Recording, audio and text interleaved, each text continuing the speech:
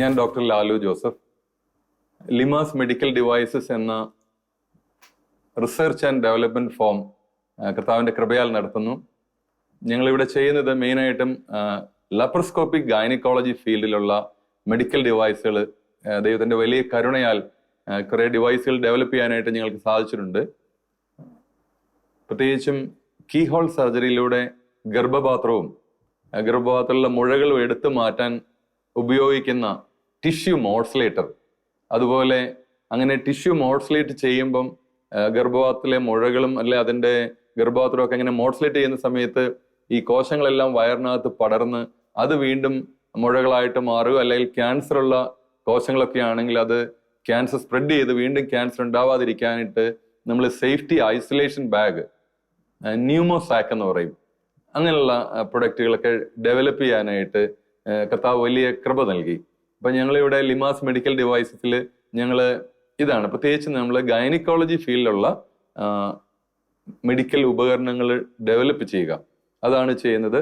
ഈശോയുടെ വലിയ കരുണയാൽ അതിനുള്ള വലിയ ജ്ഞാനവും കൃപയെല്ലാം പരിശുദ്ധാത്മാവ് തരുന്നു. അതുകൊണ്ടാണ് ഇങ്ങനെയെല്ലാം ചെയ്യാനായിട്ട് കഴിയുന്നത്.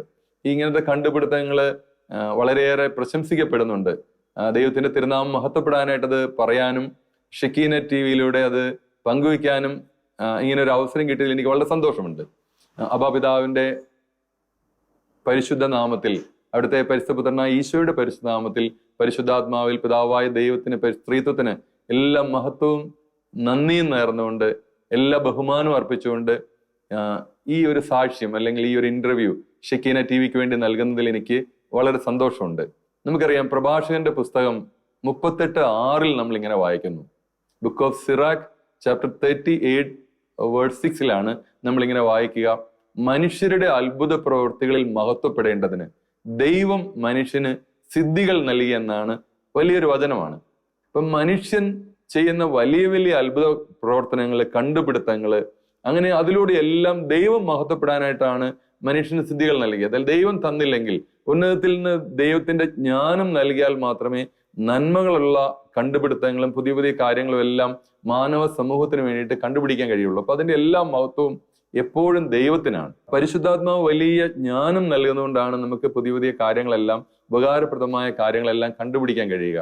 നമ്മളുടെ ഒരു കണ്ടുപിടുത്തം 2014 നിങ്ങൾക്ക് പലർക്കൊക്കെ മെഡിക്കൽ ഫീൽഡിലുള്ളവർക്ക് അറിയായിരിക്കും. ഈ പ്രത്യേകിച്ച് ഇപ്പൊ എല്ലാം താക്കോൽ ദ്വാര ശസ്ത്രക്രിയകളാണല്ലോ, കീ ഹോൾ സർജറീസ്. ഈ താക്കോൽ ദ്വാരത്തിലൂടെ നമ്മൾ വലിയ ഗർഭപാത്രവും അതിലുള്ള വലിയ മുഴകളൊക്കെ എടുത്തു മാറ്റും. അങ്ങനെ എടുത്തു മാറ്റണമെങ്കിൽ ഈ താക്കോൽ ദ്വാരത്തിലൂടെ ഈ മുഴയൊന്നും പുറത്തേക്ക് വരത്തില്ല. അതിനുവേണ്ടി ഒരു ഉപകരണം ഉപയോഗിക്കും. അതിന്റെ പേരാണ് ടിഷ്യൂ മോഡ്സ്ലേറ്റർ എന്ന് പറയും.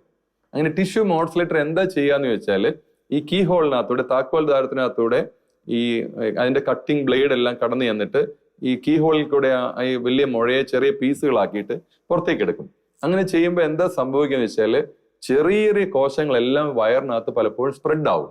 അങ്ങനെ സ്പ്രെഡ് ആയിട്ടുണ്ടെങ്കിൽ എന്താ പറ്റുക വെച്ചാൽ, സപ്പോസ് ഈ രോഗിയുടെ ഗർഭപാത്രത്തിലോ അതിനോടനുബന്ധിച്ചോ ഈ മുഴയിൽ ക്യാൻസറിന്റെ സെല്ലുകൾ ഉണ്ടായിരുന്നെങ്കിൽ അത് പടരും. അത് പടർന്നിട്ട് പിന്നീട് അത് ക്യാൻസർ ആയിട്ട് മാറാനുള്ള വലിയ സാധ്യതയുണ്ട്. അല്ലെങ്കിൽ ക്യാൻസർ ഇല്ല എന്ന് തന്നെ കരുതാം. ഈ മുഴ പലപ്പോഴും എന്ത് സംഭവിക്കുക വെച്ചാൽ, ആ മുഴയിൽ ജീവനുള്ള കോശങ്ങളാണല്ലോ, ഇങ്ങനെ കട്ട് ചെയ്തെടുക്കുമ്പോൾ ആ മുഴയുടെ കോശങ്ങൾ തന്നെ, ടിഷ്യൂസ് തന്നെ വയറിനകത്തൊക്കെ സ്പ്രെഡ് ആയിട്ട് നമ്മുടെ ഇൻഡസ്റ്റൈനിലും ലിവറിന്റെ സൈഡിലും അബ്ഡോമിനൽ വാളിൽ വയറിനകത്തെ ഭിത്തികളിലെല്ലാം ഇങ്ങനെ വീണ്ടും മുഴകളുണ്ടാവും. അതിന് സെക്കൻഡറി ഫൈബ്രോയിഡ്സ് എന്ന് പറയും, അല്ലെങ്കിൽ പാരസൈറ്റിക് ഫൈബ്രോയിഡ്സ് എന്ന് പറയും. 2014 ഒരു വലിയ സംഭവം ഉണ്ടായി. നമ്മൾ അമേരിക്കയിലെ ഒരു ഡോക്ടർ തന്നെ, ഇങ്ങനത്തെ ഒരു ലേഡി ഡോക്ടറിന് ഇങ്ങനത്തെ മുഴ ഗർഭപാത്രം എടുത്ത് മാറ്റേണ്ട ഒരു സർജറിക്ക് ഇങ്ങനെ ടിഷ്യൂ മോഡ്സ്ലേറ്റർ ഉപയോഗിച്ച് ഇങ്ങനെ കട്ട് ചെയ്തപ്പം പിന്നീട് അവർക്ക് ലേറ്റർ സ്റ്റേജിൽ ക്യാൻസർ ഡെവലപ്പ് ചെയ്തു. അപ്പൊ ഇങ്ങനെ ടിഷ്യൂ മോഡ്സ്ലേഷൻ ചെയ്യാൻ പാടില്ല, അങ്ങനെ വലിയ നിയന്ത്രണങ്ങളെല്ലാം വന്നത് ബാൻ ചെയ്തു. അപ്പോഴാണ് ഈശോയുടെ വലിയ കരുണയാൽ, ദൈവത്തിന്റെ വലിയ കൃപയാൽ ഇങ്ങനെ ഒരു ആശയം മനസ്സിലേക്ക് വന്നത്. ഒരു ബാഗ് പോലുള്ള ഒരു സാധനം ഡെവലപ്പ് ചെയ്ത് നമ്മൾ ഈ മുഴയെ, ഈ പേഷ്യന്റെ വയറിൽ നിന്ന് പുറത്തെടുത്ത് കളയേണ്ട ഈ മുഴയെ അല്ലെ ഗർഭപാത്രത്തെ ഈ ബാഗിനകത്താക്കി വയറ് വീർപ്പിക്കുന്ന പോലെ വീർപ്പിച്ച് ഈ മോഡ്സ്ലേറ്ററും ടെലിസ്കോപ്പും എല്ലാം അതിനകത്തേക്ക് കടത്തി വിട്ടിട്ട് നമുക്ക് ഫുൾ സർജറി ഇതിനകത്ത്, ഈ ബാഗിനകത്ത് വെച്ച് ചെയ്യാം. അങ്ങനെയാണ് സേഫ്റ്റി ഐസൊലേഷൻ ബാഗ് എന്നുള്ള ഒരു കൺസെപ്റ്റ് കർത്താവ് തന്നു. അത് നമ്മൾ പേറ്റന്റ് ഫയൽ ചെയ്തു. 2014 പേറ്റന്റ് ഫയൽ ചെയ്തു. 2018 അമേരിക്കയിൽ നിന്ന് പേറ്റന്റ് കിട്ടി. കഴിഞ്ഞ വർഷം ഇന്ത്യയിൽ നിന്നുള്ള പേറ്റന്റ് കിട്ടി. യൂറോപ്പിൽ നിന്നുള്ള പേറ്റന്റ് ദൈവകൃപയാൽ ലഭിച്ചു. സേഫ്റ്റി ഐസൊലേഷൻ ബാഗ് എന്നാണ് ഡിവൈസിന്റെ പേര്. അത് നമ്മൾ ട്രേഡ് മാർക്ക് ഇട്ടിരിക്കുന്ന ന്യൂമോസാക്ക് എന്ന് പറയും. ദൈവത്തിന്റെ വലിയ കരുണയാൽ ന്യൂമോസാക്ക് എന്ന് പറയുന്ന ഈ ഡിവൈസ് ഇന്ന് നമ്മുടെ നാട്ടിലും നമ്മുടെ രാജ്യത്തും അനേക വിദേശ രാജ്യങ്ങളിലും ഒത്തിരി വലിയ പ്രഗത്ഭരായ ഡോക്ടർമാർ ഉപയോഗിക്കുന്നു. ഒത്തിരി രോഗികൾക്ക് അതുകൊണ്ട് വലിയ ഗുണം ലഭിക്കുന്നുണ്ട്. അതുപോലെ തന്നെ നമുക്ക് ദൈവത്തിന്റെ കരുണയാൽ, ഈശോയുടെ വലിയ കരുണയാൽ, പരിശുദ്ധാത്മാവിന്റെ വലിയ കൃപയാൽ universal tissue modulator, improved universal tissue modulator എന്ന് പറയുന്ന ഒരു ഈ മോഡുലേഷൻ ഡിവൈസ് തന്നെ ഡെവലപ്പ് ചെയ്യാനായിട്ടും അത് പേറ്റന്റ് ഫയൽ ചെയ്തിട്ട് അതിന്റെ ഗുണം എന്താന്ന് ചോദിച്ചാൽ രോഗികളുടെ പ്രായവും ഈ ഗർഭപാത്രത്തിലെ മുഴയുടെ വലിപ്പമൊക്കെ അനുസരിച്ച് ഈ കട്ടിംഗ് ബ്ലേഡ്, കട്ടിംഗ് ട്യൂബൊക്കെ മാറ്റിയിട്ടിട്ട് വളരെ എളുപ്പത്തിൽ ചെയ്തെടുക്കാൻ കഴിയും. ഒത്തിരി റീയൂസബിൾ ആണ്. അത് കാരണം ഡോക്ടർമാർക്കും പേഷ്യൻസിനും ഒക്കെ ഒത്തിരി കോസ്റ്റ് ഇഫക്റ്റീവ് ആണ്. അങ്ങനെയുള്ള കാര്യങ്ങൾ ചെയ്യാൻ ദൈവം വലിയ കൃപ നൽകി. ഈ കണ്ടുപിടുത്തങ്ങൾക്ക് നമുക്ക് 2019 മഹാത്മാഗാന്ധി നാഷണൽ എക്സലൻസ് അവാർഡ് ലഭിച്ചു ഇന്ത്യയിൽ നിന്ന്. പിന്നെ അമേരിക്കയിൽ നിന്ന് 2020 തോമസ് ആൽവ എഡിസൺ അവാർഡ് കിട്ടുകയുണ്ടായി. തോമസ് ആൽവ എഡിസൺ അവാർഡ് കിട്ടി. ഇതെല്ലാം ദൈവത്തിന്റെ വലിയ കരുണയാണ്. നമ്മളുടെ ഈ സേഫ്റ്റി ഐസൊലേഷൻ ബാഗ് ന്യൂമോസാക്ക് എന്ന് പറഞ്ഞ ആ ഡിവൈസിനാണ് അത് ലഭിച്ചത്. 2023 ഈശോയുടെ വലിയ കാരുണ്യത്താല് Asia Pacific gold Stevie award ലഭിച്ചു. 2024 ഈ വർഷം അമേരിക്കയിൽ നിന്ന് കഴിഞ്ഞ മാസം വേൾഡ് കോൺഫെഡറേഷൻ ഓഫ് ബിസിനസിന്റെ ദ ബിസ് അവാർഡും വേൾഡ് ബിസിനസ് ലീഡർ എന്നുള്ള വലിയ ഒരു അവാർഡും അമേരിക്കയിലെ ഹൂസ്റ്റണിൽ വെച്ച് ലഭിക്കുകയുണ്ടായി. കൂടാതെ ഇപ്പൊ ഈ മെയ് 15 ഇദ്ദേഹത്തിന്റെ വലിയ കരുണയാൽ India book of world records അവാർഡും ഇൻഡോ ദുബായ് ഇന്റർനാഷണൽ എക്സലൻസ് അവാർഡും ദുബായിൽ വെച്ച് ലഭിച്ചു. ഇതെല്ലാം ഈശോയുടെ വലിയ കരുണയാണ്. അപ്പം കർത്താവിന്റെ വലിയ കൃപയാൽ ഈശോയുടെ കൂടെ നമ്മൾ യാത്ര ചെയ്യുമ്പം കർത്താവ് അതിനുള്ള ജ്ഞാനം നമുക്ക് നൽകുന്നു. എല്ലാ ജ്ഞാനത്തിന്റെ ഉറവിടം നമുക്കറിയാം. നമ്മുടെ ആബാപിതാവിൽ നിന്നാണ് എല്ലാം വരുന്നത്. എല്ലാം ഈശോയിലൂടെയാണ് വരുന്നത്. പരിശുദ്ധാത്മാവിന്റെ വലിയ കൃപയാലാണ് ഇതെല്ലാം ചെയ്യാനായിട്ട് കഴിയുന്നത്. അങ്ങനെ കുഞ്ഞു കുഞ്ഞു കാര്യങ്ങൾ ചെയ്യുന്നത് വഴിയായിട്ട് അത് ദൈവം വലിയ കാര്യങ്ങളായിട്ട് മാറും. അതാണ് നമ്മൾ പ്രഭാഷകന്റെ പുസ്തകം 38:6 കർത്താവ് തന്ന വലിയ വചനം. മനുഷ്യരുടെ അത്ഭുത പ്രവൃത്തികളിൽ മഹത്വപ്പെടാൻ ദൈവം മനുഷ്യന് സിദ്ധികൾ നൽകുന്നു. അപ്പൊ എല്ലാ സിദ്ധികളും മനുഷ്യൻ നൽകുന്നത് എന്ത് തന്നെ കണ്ടുപിടുത്തങ്ങളാവട്ടെ അതെല്ലാം ദൈവത്തിന്റെ ജ്ഞാനത്തിലൂടെയാണ് ലഭിക്കുക. ആ ജ്ഞാനം കിട്ടുന്നതുകൊണ്ടാണ്. അതെല്ലാം ദൈവം മഹത്വപ്പെടാനാണ്, മനുഷ്യന്റെ മഹത്വത്തിന് വേണ്ടിയിട്ടല്ല. ദൈവം മഹത്വപ്പെടുന്നു. അങ്ങനെ ദൈവം മഹത്വപ്പെടുമ്പം ആ മഹത്വത്തിന്റെ ഭാഗമായിട്ട് നമുക്കും നമ്മുടെ പേരും കർത്താവ് ലോകത്തെ അറിയിക്കുന്നു. അങ്ങനെയാണ് സംഭവിക്കുന്നത്. 2015 വരെ നമ്മൾ ഒരു നാമമാത്ര ക്രിസ്ത്യാനിയായിട്ട് ജീവിക്കുന്നു. ഞായറാഴ്ച പള്ളിയിൽ പോകുന്നു, അത്യാവശ്യം വചനമൊക്കെ അറിയാമെന്ന് വെച്ചാൽ കുറച്ച് വചനമൊക്കെ വായിക്കും. അങ്ങനെ അല്ലാണ്ട് അങ്ങനെ വലിയൊരു കർത്താവിനോട് കൂടുതൽ അടുത്ത് ജീവിച്ചിട്ടില്ല ശരിക്കും പറഞ്ഞാൽ. എന്നാൽ 2015 എനിക്ക് വലിയൊരു ഉത്ബോധ്യം ഉണ്ടായി. ഞായറാഴ്ച ദിവസം കർത്താവിന്റെ ദിവസം, അത് പരിശുദ്ധമായിട്ട് ആചരിക്കണം. നമ്മുടെ 10 പ്രമാണങ്ങളിലെ 3ാമത്തെ കൽപ്പനയാണത്. കർത്താവിന്റെ ദിവസം നമ്മൾ പരിശുദ്ധമായി ആചരിക്കുക. അപ്പൊ അങ്ങനെ ജീവിതത്തിൽ ഒരു വലിയ പ്രതിസന്ധി വന്നപ്പോഴാണ് ഞങ്ങളുടെ ബിസിനസ്സിൽ ഒരു കേസും ഞങ്ങളുടെ ബിസിനസ് പാർട്ണറും ഒക്കെ ആയിട്ട് ഒരു കേസും ഒരു അസ്വസ്ഥയൊക്കെ വന്നപ്പം ഒരു തീരുമാനമെടുത്തു, ഇനി ജീവിക്കുന്നെങ്കിൽ കർത്താവിന്റെ കൂട്ടത്തിൽ ഞായറാഴ്ച ദിവസം ജോലിക്ക് പോകണ്ട, അത് കഴിഞ്ഞിട്ടുള്ളതൊക്കെ മതിയെന്ന് അങ്ങനെ ഒരു തീരുമാനം എടുത്തു. അപ്പൊ അങ്ങനെ ഒരു തീരുമാനം എടുത്തപ്പം ദൈവം അതിനെ വലിയ അനുഗ്രഹമായിട്ട് മാറ്റി.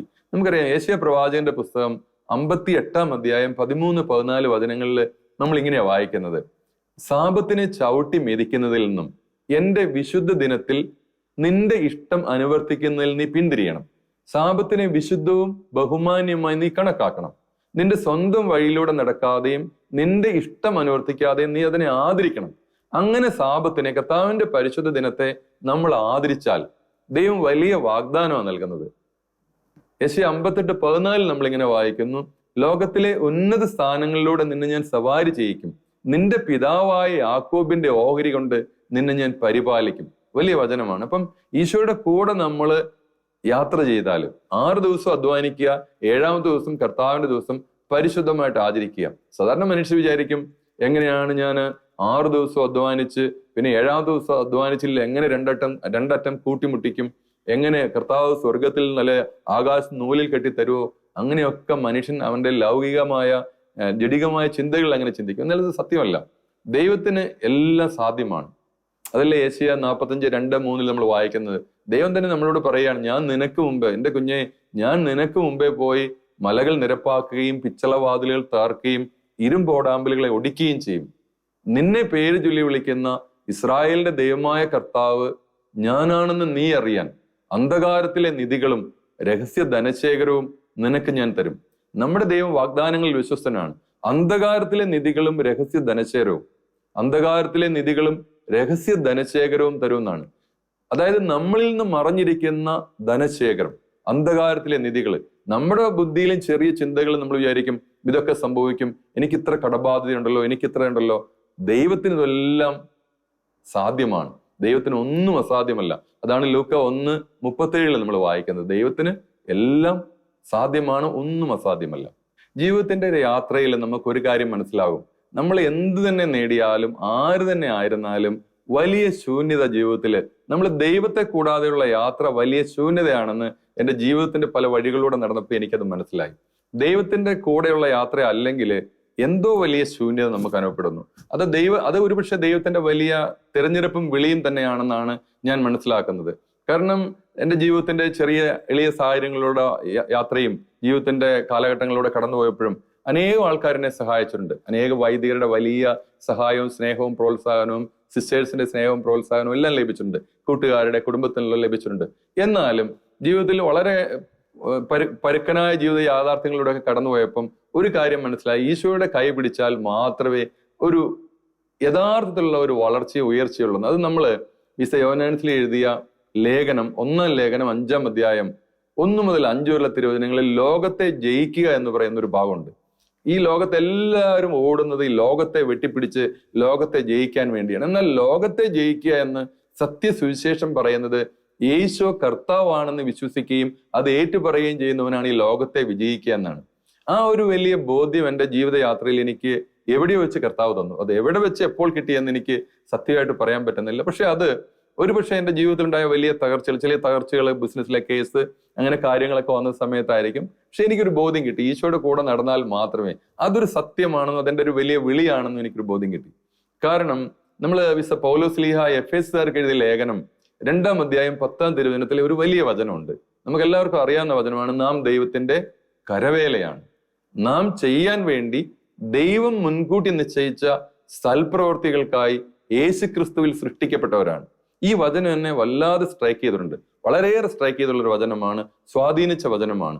നാം എല്ലാവരും ദൈവത്തിന്റെ കരവേലയാണ്, നാം ചെയ്യാൻ വേണ്ടി ദൈവം മുൻകൂട്ടി നിശ്ചയിച്ച സൽപ്രവർത്തികൾക്കായി യേശുക്രിസ്തുവിൽ സൃഷ്ടിക്കപ്പെട്ടവരാണ്. ഈ ഭൂമിയിലേക്ക് നമ്മളെ ദൈവം വിടുന്നതിന് മുമ്പ് തന്നെ, അനാദിയിലെ പ്രപഞ്ച സൃഷ്ടിക്ക് മുമ്പ് തന്നെ ദൈവത്തിന് അറിയാം ഇന്ന ദിവസം ഇന്ന ആള് ലാലു ഇവിടെ ഇങ്ങനെ ജനിക്കണം, അല്ലെ ഓരോരുത്തരും ജനിക്കണം, നമ്മൾ ഇന്ന കർത്തവ്യം ഈശോയിൽ ചെയ്ത് കടന്നു പോകണം. ഇത് ദൈവത്തിന്റെ വലിയ വിളിയാണ്. ഈ ഒരു തിരിച്ചറിവ് കിട്ടുക എന്നുള്ളതാണ് വലിയ കാര്യം. ആ തിരിച്ചറിവ് കർത്താവ് എനിക്ക് പരിശുദ്ധാത്മാവിൽ അതെനിക്ക് കൃപയായി ലഭിച്ചതുകൊണ്ടാണ് എനിക്ക്. കാരണം എത്ര വളർന്നാലും ചിലർ ചോദിക്കും, ശാസ്ത്രം ഇത്ര വളർന്ന കാലത്ത് ദൈവവിശ്വാസത്തിന് എന്താ പ്രസക്തി എന്ന്. ശാസ്ത്രം എത്ര വളർന്നാലും കോടാനുകോടി കാലം കഴിഞ്ഞാലും ഒന്നിനൊരു ദൈവവചനത്തിന് ഒരിക്കലും മാറ്റമില്ല. ആകാശവും ഭൂമിയും സൃഷ്ടിച്ച സർവശക്തനായ കർത്താവിന്റെ വചനത്തിന് ഒരു മാറ്റവുമില്ല. നമുക്കറിയാം, സൂര്യൻ പ്രപഞ്ചം ആരംഭിച്ച കാലം മുതലേ സൂര്യൻ പ്രകാശം തരുന്നു. കോടാനുകോടി കാലം കഴിഞ്ഞിട്ട് സൂര്യന് മാറ്റം വരുന്നില്ല. അതുപോലെ ദൈവത്തിനോ ദൈവവചനത്തിനോ ഒരിക്കലും മാറ്റമില്ല. നമ്മൾ അതുകൊണ്ടാണ് യോഹന്നാന്റെ സുവിശേഷം 1-ാം അധ്യായം 1 മുതൽ 5 വരെയുള്ള തിരുവചനത്തിൽ നമ്മൾ വായിക്കുന്നില്ലേ? നമുക്ക് എല്ലാവർക്കും സുപരിചിതമായ വചനമാണ്. ആദിയിൽ വചനമുണ്ടായിരുന്നു, വചനം ദൈവത്തോട് കൂടെയായിരുന്നു, വചനം ദൈവമായിരുന്നു, സമസ്തവും അവനിലൂടെ ഉണ്ടായി, ഒന്നും അവനെ കൂടാതെ ഉണ്ടായിട്ടില്ല. അവനിൽ ജീവൻ ഉണ്ടായിരുന്നു, ആ ജീവൻ മനുഷ്യരുടെ വെളിച്ചമായിരുന്നു. ആ വെളിച്ചം ഇരുളിൽ പ്രകാശിക്കുന്നു, അതിനെ കീഴടക്കാൻ ഇരുളിന് കഴിഞ്ഞില്ല. അപ്പൊ ദൈവവചനം ഈശോ തന്നെയാണ്, ദൈവം തന്നെയാണ്. അതാണ് നമ്മൾ യോഹന്നാന്റെ സുവിശേഷം 1:14 നമ്മൾ വായിക്കുന്നത്. വചനം മനുഷ്യനായി നമ്മുടെ ഇടയിൽ വസിച്ചു, അവന്റെ മഹത്വം നമ്മൾ ദർശിച്ചു, കൃപയും സത്യവും നിറഞ്ഞതും പിതാവിന്റെ ഏകജാതന്റേതുമായ മഹത്വം. അപ്പൊ ആ ഒരു വലിയ വിശ്വാസം, ഈശോയാണ് സർവവും. അതായത് നമ്മൾ പ്രഭാഷകന്റെ പുസ്തകം 42:15 ഒരു വലിയ വചനമുണ്ട്. പ്രഭാഷകന്റെ പുസ്തകം 42:15 പറയുന്നുണ്ട്, ദൈവം തന്റെ എല്ലാ പ്രവർത്തികളും വചനത്തിലൂടെയാണ് നിർവഹിക്കുക എന്നാണ് പറയുന്നത്. ദൈവം തന്റെ എല്ലാ പ്രവർത്തികളും വചനത്തിലൂടെയാണ് നിർവഹിക്കുന്നത്. വചനം ഈശോയാണ്. ആ വചനമാണ് മാംസം ധരിച്ച് നമ്മുടെ ഇടയിൽ വന്നു പിറന്ന നമുക്ക് വേണ്ടി പാപപരിഹാര ബലിയായ ഈശോ. അപ്പം എന്നെ സംബന്ധിച്ചിടത്തോളം ജീവിതത്തിൽ ഒരു ക്രിസ്ത്യാനി എന്ന നിലയിൽ എന്നെ സംബന്ധിച്ചിടത്തോളം എൻ്റെ പ്രായമായുള്ള ഉത്തരവാദിത്വം ഞാൻ ചെയ്യുന്ന ജോലിയോ എൻ്റെ റിസർച്ചോ ഒന്നുമല്ല. ഈശോയെ അറിയുക, ഈശോയുടെ കൂടെ ജീവിക്കുക, ഈശോയുടെ കൂടെ യാത്ര ചെയ്യുക. ഈ ചെറിയ ജീവിതത്തിന് ശേഷം നിത്യമായൊരു ജീവിതം ഉണ്ടെന്നും അത് നിത്യകാലം ദൈവപിതാവിനോടൊപ്പം ദൈവപിതാവിന്റെ തിരുമാറിൽ നിത്യ സൗഭാഗ്യത്തിൽ ജീവിക്കാനുള്ള ആ ജീവിതമാണെന്നാണ്. അത് കാണിച്ചു തരാനാണ് ഈശോ വന്നതെന്നും ഈശോ നമുക്ക് വേണ്ടി പാപപരിഹാര ബലിയായതെന്നും പൂർണ്ണമായി ഞാൻ വിശ്വസിക്കുന്നു. ഇപ്പൊ ഈ 2024 വേൾഡ് കോൺഫെഡറേഷൻ ഓഫ് ബിസിനസിന്റെ ദി ബിസ് 2024 അവാർഡും വേൾഡ് ബിസിനസ് പേഴ്സൺ അവാർഡും അമേരിക്കയിലെ ഹൂസ്റ്റണിൽ വെച്ച് ദൈവകൃപയാൽ എനിക്ക് ലഭിക്കുകയുണ്ടായി. അവിടെ വെച്ച് ആ ഒരു വേദി ഈശോയെ മഹത്വപ്പെടുത്താനായിട്ട്, ഈശോയെ സാക്ഷ്യപ്പെടുത്താൻ കിട്ടിയ ഒരു വലിയ അവസരമായിട്ട് കർത്താവ് തന്നെ മാറ്റി. അതിന് ദൈവത്തിന്റെ തിരുനാമം മഹത്വപ്പെടട്ടെ. ഒരിക്കലും ഞാൻ അങ്ങനെ വിചാരിച്ചിരുന്നല്ല. എനിക്ക് ആഗ്രഹം ഉണ്ടായിരുന്നു പോകുന്ന സ്ഥലങ്ങളിലെല്ലാം ഒരു കുഞ്ഞു അവസരം കിട്ടിയാൽ ഈശോയെ മഹത്വപ്പെടുത്തണം, നമ്മുടെ കുഞ്ഞു ജീവിതം കൊണ്ട് ഈശോയ്ക്ക് സാക്ഷിയാവണം, അതെന്റെ വലിയ ആഗ്രഹമാണ്. പക്ഷെ ആ ഒരു വലിയ വേദിയിൽ ഈശോയ്ക്ക് സാക്ഷ്യപ്പെടുത്താൻ, ഈശോയുടെ തിരുനാമം മഹത്വപ്പെടാൻ അബാപിതാവിനെയും പരിശുദ്ധ പുത്രൻ തമ്പുരാനെയും പരിശുദ്ധാത്മാവിനെയും പരിശുദ്ധ ത്രിത്വത്തെ ഒന്നാകെ മഹത്വപ്പെടുത്താനായിട്ട് കിട്ടിയ വലിയ അവസരത്തെ ഓർത്ത് ഞാൻ നന്ദി പറയുന്നു. ആ സമയത്ത് ശരിക്കും പറഞ്ഞാൽ എന്താ പറയേണ്ടതെന്ന് എനിക്ക് അറിയില്ലായിരുന്നു. നമ്മള് പരിശുദ്ധാത്മാവിൽ കർത്താവ് തന്നെ നമ്മളോട് പറഞ്ഞിട്ടുണ്ടല്ലോ, നിങ്ങളൊരു സ്ഥലത്ത് ചെല്ലുമ്പോൾ എന്താണ് പറയേണ്ടതെന്ന് നിങ്ങളുടെ അതരങ്ങളിൽ പരിശുദ്ധാത്മാവ് സംസാരിച്ചോളൂ. ആ ഒരു വലിയ ബോധ്യവും വിശ്വാസം കിട്ടിയതുകൊണ്ട് ഒരു വലിയ അവാർഡ് വേദിയിൽ ഈശോയെ മഹത്വപ്പെടുത്താൻ എനിക്ക് അവസരം കിട്ടി. അതൊരു വലിയ കാര്യമാണ്. എനിക്ക് തോന്നുന്നത് കിട്ടിയ അവാർഡിനേക്കാളും ഞാൻ കൂടുതൽ ഇഷ്ടപ്പെടുന്നത് എനിക്ക് ആ വേദിയിൽ ഈശോയെ മഹത്വപ്പെടുത്താൻ കഴിഞ്ഞ ഒരു അവസരം തന്നെയാണെന്ന് ഞാൻ തീർച്ചയായിട്ടും വിശ്വസിക്കുന്നു. ഞങ്ങളുടെ ഈ അവാർഡ് കമ്മിറ്റിയിലെ പ്രസിഡന്റ്, അല്ലെ അതിന്റെ മെയിൻ പേഴ്സന്റെ പേര് തന്നെ ജീസസ് മൊറാൻ എന്നാണ്. അപ്പൊ അദ്ദേഹത്തിന് തന്നെ ആ സാക്ഷ്യം, ഈശോയെ മഹത്വപ്പെടുത്തി സാക്ഷ്യപ്പെടുത്തുന്നു. നമുക്കറിയാം, നമ്മുടെ പലരുടെയും ഒരു വിചാരത്തിൽ അമേരിക്കയില് ദൈവവിശ്വാസം കുറഞ്ഞു വരുന്നു എന്നൊക്കെ ഒന്നുമില്ല. ഞാൻ ഈ അമേരിക്കയിൽ യാത്ര ചെയ്ത സമയങ്ങളെല്ലാം, മിക്കവാറും ദിവസങ്ങളെല്ലാം പരിശുദ്ധ കുർബാനയ്ക്ക് പോകാൻ എനിക്ക് സാഹചര്യം കിട്ടി. അപ്പോഴെല്ലാം ഞാൻ കണ്ട കാര്യം, അവിടെയുള്ള വെള്ളക്കാരെല്ലാം നമ്മളെക്കാളും ഒക്കെ ഒത്തിരി ഭക്തിയുള്ളവരാ. ദേവാലയത്തിൽ വരുന്നവരെല്ലാം, ദേവാലയം മുഴുവൻ ഫുള്ളാണ്. ഞാൻ പോയ ഒരു അമേരിക്കയിലെ ദേവാലയം ഫുള്ളായിരുന്നു, എല്ലാം ഫുള്ളായിട്ട് നിറഞ്ഞിരിക്കുന്ന ദേവാലയങ്ങൾ കണ്ടു, എല്ലാ ഭക്തരായ ആൾക്കാര്. അപ്പം ഈശോയെ മഹത്വപ്പെടുത്തിയപ്പോൾ പലരും അമേൻ, അവിടെ കൂടെ ഉണ്ടായിരുന്ന ഗ്രൂപ്പിലുണ്ടായിരുന്ന പലരും തന്നെ അമേൻ എന്ന് ഏറ്റു പറയുന്നത് കേൾക്കാനായിട്ട് സാധിച്ചു. നമ്മൾ പലപ്പോഴും ഒരു സത്യവിശ്വാസം പാലിക്കുന്നവനും ഈശോയിൽ വിശ്വസിക്കുന്നവനുമാണെന്ന് പറയാനോ, ഒരു ക്രിസ്ത്യാനിയാണെന്ന് പറയാനോ എപ്പോഴെങ്കിലും നമുക്ക് മടി തോന്നുന്നുണ്ടോ? അല്ലെങ്കിൽ ക്രിസ്തീയ പേര് അല്ലെങ്കിൽ യേശുവിന്റെ നാമം ഉയർത്തി പറയാൻ എപ്പോഴെങ്കിലും മടി തോന്നുന്നുണ്ടോ? പലപ്പോഴും ചിലരെങ്കിലും ചോദിക്കാറുള്ള ചോദ്യമാണ്. ദൈവകൃപയാൽ എനിക്ക് ഒരിക്കലും അങ്ങനെ ഉണ്ടായിട്ടില്ല. ഏതൊരു സാഹചര്യത്തിലും ഞാൻ ഒരു ക്രിസ്ത്യാനിയാണെന്നും ഞാൻ ഈശോയിൽ വിശ്വസിക്കുന്ന ആളാണെന്നും ഈശോ എൻ്റെ ദൈവവും രക്ഷകനുമാണെന്ന് പറയാനായിട്ടുള്ള ആഗ്രഹമുണ്ട്.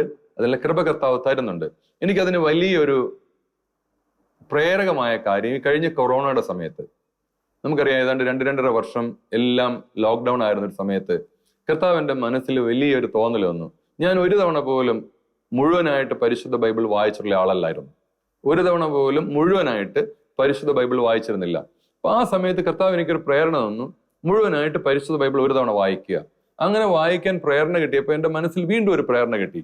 വായിക്കുക മാത്രം ചെയ്താൽ പോരാ, വായിക്കുന്നതിനെ റെക്കോർഡ് ചെയ്യണം. റെക്കോർഡ് ചെയ്താൽ മാത്രം പോരാ, അത് റെക്കോർഡ് ചെയ്ത് എഡിറ്റ് ചെയ്ത് യൂട്യൂബിൽ അപ്ലോഡ് ചെയ്യണം. അങ്ങനെ അനേകർക്ക് കാണാൻ കഴിയും. അപ്പൊ കഴിഞ്ഞ കൊറോണയുടെ സമയത്ത് ഏതാണ്ട് 9 മാസം ഈശോയുടെ വലിയ കരുണയാൽ ഒരു 5-6 തവണ മുഴുവനായിട്ട് പരിശുദ്ധ ബൈബിൾ വായിക്കാനായിട്ട്, ഉൽപ്പത്തി മുതൽ വെളിപാട് വരെ വായിക്കാൻ കർത്താവിന് കൃപ തന്നു.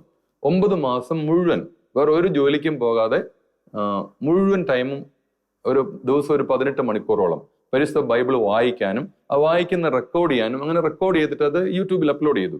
ഏതാണ്ട് 1.5 ലക്ഷം ആൾക്കാർ അത് കണ്ടിട്ടുണ്ട്. അപ്പം കാരണം യാത്ര ചെയ്യുമ്പോഴും അത് മറ്റൊരാൾക്ക് വേണ്ടി അല്ല ഞാനത് ചെയ്തത്, എനിക്ക് കർത്താവിന്റെ വചനം കേൾക്കാനും കർത്താവിന്റെ വചനം അറിയാനും, ഈശോ എന്താണ് പരിശുദ്ധ വചനം. പ്രിയപ്പെട്ടവരെ, ഒരു കാര്യം എനിക്ക് ബോധ്യപ്പെട്ടത്, നമ്മളുടെ ക്രിസ്ത്യാനികൾ ഇന്ന് അഭിമുഖീകരിക്കുന്ന ഏറ്റവും വലിയ പ്രശ്നം വചനം ഇല്ലായ്മയാണ്. വചനം ആർക്കും അറിഞ്ഞുകൂടാ. വചനം ദൈവമാണെന്നും ഈശോ ആബാപിതാവിന്റെ പരിശുദ്ധ വചനമാണെന്നും ആ വചനം കാലത്തിന്റെ പൂർണ്ണതയിൽ മനുഷ്യനായി ഭൂമിയിൽ വന്നു പിറന്ന് നമുക്ക് വേണ്ടി പാപപരിഹാര ബലിയായെന്നും ആ വചനം അതാണ് നമ്മളെ സത്യത്തിൽ, നമ്മുടെ ശക്തിയൊന്നും ഊർജമൊന്നും ആർക്കും അറിയില്ല. അതാണ് കാരണം. അതുകൊണ്ടാണ് നമ്മൾ ജെറമ്യ പ്രവാചകന്റെ പുസ്തകം 5:13 നമ്മൾ വായിക്കുന്നു, പ്രവാചകന്മാർ പോലും കാറ്റായിത്തീരും. കാരണം എൻ്റെ വചനം അവരുടെ അതരങ്ങളിലില്ല. അപ്പൊ വചനമില്ലാത്തതാണ് ഇന്ന് ക്രിസ്ത്യാനിയുടെ ഏറ്റവും വലിയ പ്രശ്നം. വചനം നിറഞ്ഞാൽ, അതാണ് ഈശോ പറഞ്ഞത്.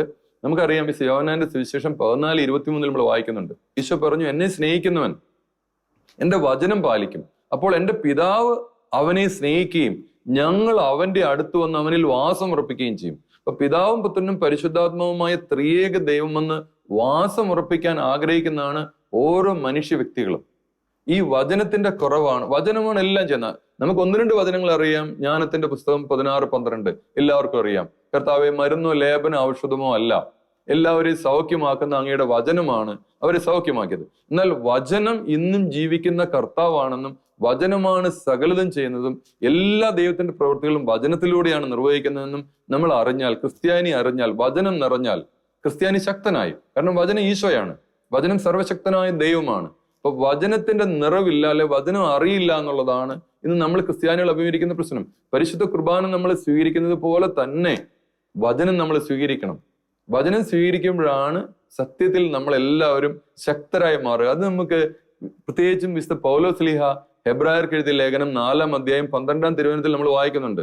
ദൈവത്തിന്റെ വചനം സജീവവും ഊർജ്ജസ്വലവുമാണ്, ഇരുതല വാളിനേക്കാൾ മൂർച്ചയേറിയതും ചേതനയിലും ആത്മാവിലും സന്ധി ബന്ധങ്ങളിലും മജ്ജയിലും തുളച്ചു കയറി ഹൃദയത്തിന്റെ വിചാരങ്ങളെയും നിയോഗങ്ങളെയും വിവേചിക്കുന്നതുമാണ്. അവിടുത്തെ മുമ്പിൽ ഒരു സൃഷ്ടിയും മറഞ്ഞിരിക്കുന്നില്ല, സകലതും അനാവൃതവും വ്യക്തവുമാണ്. നാം കണക്ക് ബോധിപ്പിക്കേണ്ടതും ഈ വചനമാകുന്ന കർത്താവിന്റെ മുമ്പിലാണ്. അപ്പം പ്രിയപ്പെട്ടവരെ, നമ്മൾക്ക് ക്രിസ്ത്യാനികൾ എന്ന് ശരിക്കും അഭിമുഖീകരിക്കുന്ന പ്രശ്നം സത്യമായിട്ടും പരിശുദ്ധ വചനത്തിൽ ആഴപ്പെടുന്നില്ല എന്നുള്ളതാണ്. വചനം നിറഞ്ഞാൽ ക്രിസ്ത്യാനി ശക്തനായി, വചനം നിറഞ്ഞാൽ മറ്റൊരു ക്രിസ്തുവായി മാറി, ദൈവം തന്നെയായി മാറി. അതാണ് വിശുദ്ധ യോഹന്നാന്റെ സുവിശേഷം 10-ാം അധ്യായം 34-35 തിരുവചനം.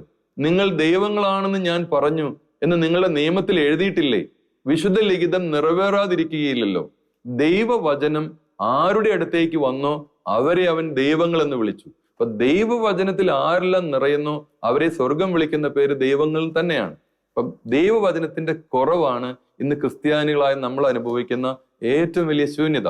ദൈവം എങ്ങനെ പരിപാലിക്കുന്നു പലപ്പോഴും അത്ഭുതത്തോടെ ഞാൻ ഓർക്കാറുണ്ട്. ഞാൻ ഓർക്കുകയാണ്, ഈ കൊറോണയുടെ സമയത്ത് ഞാൻ പറഞ്ഞല്ലോ 9 മാസത്തോളം മുഴുവൻ നേരം തന്നെ പരിശുദ്ധ ബൈബിൾ വായിക്കുകയും അത് ഓഡിയോ ഉണ്ടാക്കി റെക്കോർഡൊക്കെ ചെയ്തു, യൂട്യൂബിലെല്ലാം അപ്ലോഡ് ചെയ്തു. അപ്പം പലപ്പോഴും പലരും വിചാരിച്ചു, ഞാൻ തന്നെ വിചാരിച്ചു, ദൈവം ഈ സമയങ്ങളിലൊന്നും ബിസിനസ് വളരെ കുറവാണ്, എങ്ങനെ നടക്കും?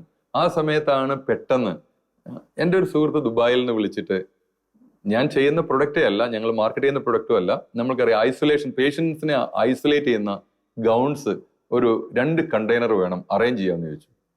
ദൈവം അതെല്ലാം പെട്ടെന്ന് ക്രമീകരിച്ചു. ഞാൻ തന്നെ അത്ഭുതത്തോടെ ഓർക്കുക, പെട്ടെന്ന് ഒരു 75 lakh 80 lakh റുപ്പീസിന്റെ ബിസിനസ് പെട്ടെന്ന് അത് കർത്താവ് ക്രമീകരിച്ചു. അപ്പൊ ദൈവത്തിന്റെ ഒരു പരിപാലനം, നമ്മളൊരു കുഞ്ഞു കാര്യം പോലും ഈശോയ്ക്ക് വേണ്ടി ചെയ്യുമ്പോൾ ഈശോ അത് എത്ര 10 മടങ്ങായിട്ടാണ് നമ്മുടെ ജീവിതത്തിൽ അത് സഹായിക്കുന്നത്. വേറൊരു ഉദാഹരണം ഞാൻ ഓർക്കുന്നതെന്ന് വെച്ചാല്, 2014 ഞാൻ പറഞ്ഞല്ലോ, ഇങ്ങനെ ഈ മോഡ്സ്ലേഷനെ സംബന്ധിച്ച് കേസുകളൊക്കെ ഉണ്ടായി. ഇങ്ങനെ ഡെവലപ്പ് ചെയ്യുന്ന സമയത്ത് പുതിയൊരു മോഡ്സ്ലേറ്റ് ഡെവലപ്പ് ചെയ്യണമെങ്കിൽ ഞങ്ങളുടെ ആ ഡിവൈസിനകത്ത് തന്നെ 700-ഓളം ഡിഫറെന്റ് കോമ്പണൻസ് ഉണ്ട്.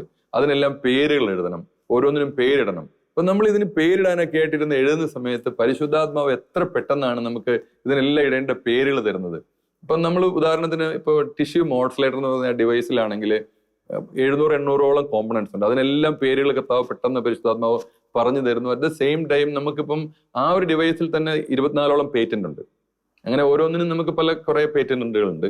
അപ്പൊ അതെല്ലാം നമുക്ക് കറക്റ്റായിട്ട് ആ പേര് പറഞ്ഞു തരിക. ഞാൻ ഓർക്കാണ്, നമ്മളങ്ങനെ ഈ സേഫ്റ്റി ഐസൊലേഷൻ ബാഗ് അല്ലെങ്കിൽ ന്യൂമോസാക്ക് എന്ന് പറഞ്ഞ ഈ ഡിവൈസ് ഡെവലപ്പ് ചെയ്തതിന് ശേഷം പെട്ടെന്ന് ഒരു ദിവസം ഇങ്ങനെ പ്രാർത്ഥിച്ചുകൊണ്ടിരുന്നപ്പോൾ പരിശുദ്ധാത്മാവ് പറഞ്ഞു, ഇതിന്റെ പാക്കിങ്ങിലും റോളിങ്ങിലും ഒരു ചെറിയ മാറ്റം വരുത്തുക, റോൾ ചെയ്യുന്നതിലും പാക്ക് ചെയ്യുന്നതിലും ഒരു ചെറിയ മാറ്റം വരുത്താൻ പറഞ്ഞു. അങ്ങനെ റോൾ ചെയ്യുന്നതിലും പാക്കിങ്ങിലും മാറ്റം വരുത്തി കഴിഞ്ഞപ്പോഴത്തേക്കും നമുക്ക് ഇന്ന് വേൾഡിൽ അവൈലബിൾ ആയിട്ടുള്ള ഏത് ഡിവൈസിനേക്കാളും, ഈ ഇൻബാഗ് മോഡ്സ്ലേഷൻ ഉപയോഗിക്കുന്ന ഏത് ഡിവൈസിനേക്കാളും വളരെ സിംപ്ലിഫൈ ചെയ്തു. ആ ഒരു മാറ്റം വരുത്തുന്നതിന് മുമ്പ് നമ്മളുടേത് കുറച്ച് ബുദ്ധിമുട്ടിലൊക്കെ കൊണ്ടു. എന്നാല് പരിശുദ്ധാത്മാവ് പറഞ്ഞു, മോനെ ഇങ്ങനെ ഒരു ചെറിയ മാറ്റം, അതിന്റെ റോളിങ്ങിൽ ഇതിൽ മാറ്റം പറഞ്ഞു. അപ്പൊ ഒരു കുഞ്ഞു കാര്യം പോലും നമ്മൾ പരിശുദ്ധാത്മാവിനോട് ചോദിച്ചാൽ പരിശുദ്ധാത്മാവ് നമുക്ക് പറഞ്ഞു തരുന്ന അനുസരിച്ച് മുന്നോട്ട് പോകുമ്പോഴത്തേക്ക് അത് ഈശോ എല്ലാം ക്രമീകരിക്കുന്നതായിട്ട് നമുക്ക് കാണാൻ കഴിയും. ഒന്നെനിക്ക് മനസ്സിലായത്, നമ്മള് കർത്താവിന്റെ സ്വരം കേട്ട് ഈശോയുടെ കൂടെ യാത്ര ചെയ്താൽ നമുക്കൊന്നിനും കുറവുണ്ടാവുന്നില്ല. അത് നമുക്ക് മത്തായി സുവിശേഷം 6:33 പറയുന്ന പോലെ, നിങ്ങൾ ആദ്യം അവിടുത്തെ രാജ്യവും നീതി അന്വേഷിക്കുക, ബാക്കി എല്ലാം ഈശോ കൂട്ടിച്ചേർക്കും എന്നുള്ളത്. അത് ഭയങ്കര സത്യമാണ്. അത് നമ്മൾ ബിസിനസ്സിന് നമ്മൾ പോകുമ്പോഴാണെങ്കിൽ പോലും ഞാൻ പലപ്പോഴും ഓർക്കാറുണ്ട്, മാസത്തിൽ ദൈവത്തിന്റെ കരുണയാലെ ഒരു 10 ദിവസം അല്ലെ 15 ദിവസത്തോളം ഈ 2-3 വർഷമായിട്ട് ജോലിയുടെ കൂടാതെ കർത്താവിന്റെ ശുശ്രൂഷയ്ക്ക് പോകുന്നുണ്ട്. അപ്പൊ പലരും എന്നോട് ചോദിക്കാറുണ്ട്, എന്റെ കൂടെയുള്ളവർ തന്നെ പലപ്പോഴും അത്ഭുതപ്പെട്ട് ചോദിക്കാറുണ്ട്, ഡോക്ടർ ഇങ്ങനെ 15 ദിവസം 12 ദിവസമൊക്കെ ദൈവ ശുശ്രൂഷയ്ക്ക് വേണ്ടി പോകുമ്പോൾ ബിസിനസ് എങ്ങനെ നടക്കും? ഞാൻ പലപ്പോഴും അതിനുള്ള ഉത്തരം വെച്ചാൽ, നമുക്ക് വേണ്ടി അധ്വാനിക്കുന്ന ഒരു ദൈവത്തെ അല്ലാതെ മറ്റൊരു ദൈവത്തെ കുറിച്ച് ആരാണ് കേട്ടിട്ടുള്ളതെന്ന് യേശയ്യാ പ്രവാചകന്റെ പുസ്തകത്തിൽ പറയുന്നുണ്ട്. നമ്മുടെ കർത്താവിന്റെ മക്കൾ ഉറങ്ങുമ്പോൾ അവർക്ക് വേണ്ടത് ദൈവം തന്നെ നൽകുന്നു. ഞാൻ അവിടെ ഉണ്ടായിരുന്നാൽ നടക്കുന്നതിനേക്കാളും കൂടുതലായിട്ട് മനോഹരമായിട്ട് കർത്താവിന്റെ മാലാകന്മാർ തന്നെ അതെല്ലാം ക്രമീകരിച്ച് നടക്കുന്നതായിട്ട് എനിക്ക് കാണാറുണ്ട്.